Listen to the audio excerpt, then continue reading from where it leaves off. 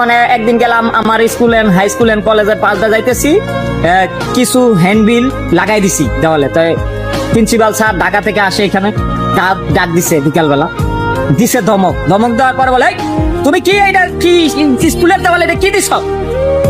কি এর তুমি কি জনসংখ্যা নিয়ন্ত্রণ করো, এই কি এর এই পারিবারিক কলহ দূর করো, ওই বৈষম্য দূর করো, এগুলো কি দিছ? আমি বলছি স্যার দিছি তো। তোরা তুমি যা দিছ ভালোই করছো, তো তুমি যে তোমার সংগঠনের নাম কি?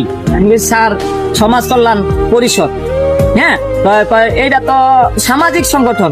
কিছুদিন গেল পরে দেখলাম কি সামাজিক সংগঠনে বহু চাপ আসে, বিভিন্ন রাজনৈতিক দলের নেতারা আইসা এখানে ব্যবহার করতে চায়।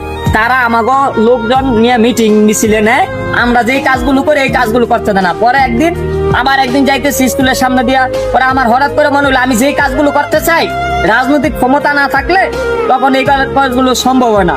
হ্যাঁ।